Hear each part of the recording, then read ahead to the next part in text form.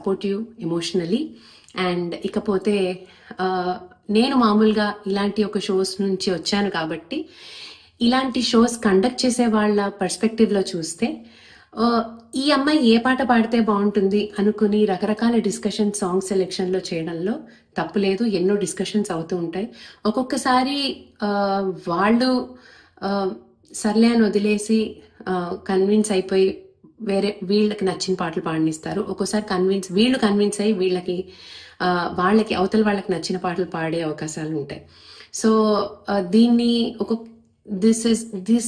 all these are a part and parcel of stepping stones to success అని అనుకోవాలి.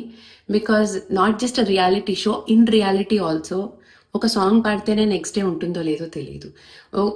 ఉద్యోగంలో కూడా నెక్స్ట్ డే ఎలా ఉంటుందో మనకు తెలియదు. సో చాలా హార్డ్షిప్స్ ఫేస్ చేయాల్సి ఉంటుంది.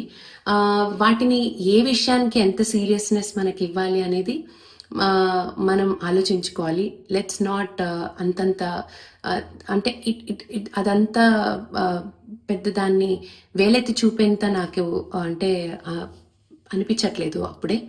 And I've known ETV and I've known పార్థతీగ team for a very long time. ఒకళ్ళకి బ్యాడ్ జరగాలి అని అయితే వాళ్ళు ఏమి చేసేంత క్రూరులైతే కాదు. మేబీ ఒకళ్ళకి మంచి జరగాలి, వీళ్ళకి ఈ పాట సూట్ అవుతుంది, వీళ్ళకి ఈ పాట చాలా బాగా పాడుతుంది, ఈ పాట పాడితే ఆడియన్స్కి నచ్చుతుంది అని ఆలోచించుంటారేమో. కానీ వీళ్ళకి బ్యాడ్ అవ్వాలి, వీళ్ళు ఎలిమినేట్ అయిపోవడానికి ఈ పాట ఇవ్వాలని అయితే అనుకుని ఉండారని నేను గట్టిగా నమ్ముతున్నాను with the experiences I have. And ఇకపోతే జడ్జెస్ గురించి వస్తే సునీత గారు కానీ, కీరవాణి గారు కానీ, చంద్రబోస్ గారు కానీ ఒకళ్ళ ఓటమిని ఎంజాయ్ చేసే రకం అయితే కాదు. అదైతే నేను నమ్ముతాను. ఎందుకంటే వాళ్ళందరూ కూడా ఎన్నో ఒడిదుడుకులు ఎదుర్కొని ఈ స్టేజ్కి వచ్చారు. సో డెఫినెట్లీ మేబీ ఆ టైంలో ఒకళ్ళు పాడిన పాట నచ్చకపోయి ఉండనంత మాత్రాన వాళ్ళకి ఆ పర్సన్ అంటే ఇష్టం లేకపోవడం, ఇష్టం ఉండడం అనేది ఉండదని నేను అనుకుంటున్నాను.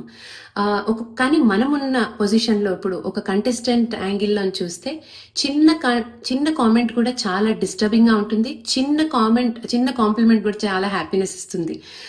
సో అంతా ఇప్పుడు we are not the main characters of others life. So వాళ్ళు ఒక కామెంట్ ఇచ్చినంత మాత్రాన మనల్ని గుచ్చాలి అని అనుకోవాలని లేదు. సో ఇది నేను అనుకుంటున్నాను. అండ్ ఇది నేను నమ్ముతున్నాను కూడా, because I have seen all these people. And I wish everybody takes all these kind of experiences positively. ఇకపోతే నేను చాలా బాధపడిన, చాలా సీరియస్గా ఫీల్ అయిన విషయం ఏంటంటే, ఈ సీన్ని ఆసరాగా తీసుకుని, ఈ సిచ్యుయేషన్ని ఆసరాగా తీసుకుని ఎంతోమంది సెలబ్రిటీలు దొరకడం కోసం వెయిట్ చేసి జడ్జెస్ని చాలా దూషించడం అనేది నాకు చాలా చాలా చాలా బాధ అనిపించింది. దొరికిందే ఛాన్స్, ఎక్కడ దొరుకుతారా అసలు సెలబ్రిటీలు ఎప్పుడు దొరుకుతారా, మనం పిచ్చి పిచ్చి కామెంట్లు పెట్టేద్దాం, పిచ్చి పిచ్చిగా మాట్లాడేద్దాం అనుకోవడం అనేది I think we all have a serious problem. ఎందుకు అసలు సెలబ్రిటీలు ఎప్పుడు దొరుకుతారా అని వెయిట్ చేస్తున్నట్టుగా అనిపించింది. బికాస్ నిజంగా వీళ్ళకి ఇన్ని ప్రాబ్లమ్స్ వాళ్ళతో ఉండుంటే ఇన్నాళ్ళు ఎక్కడ ఇలాంటి రిప్లైలు, ఇన్నాళ్ళు ఇలాంటి కామెంట్స్ పెట్టుండొచ్చు కదా. సో ఎక్కడ దొరుకుతారా లాగా నాకు అనిపించింది.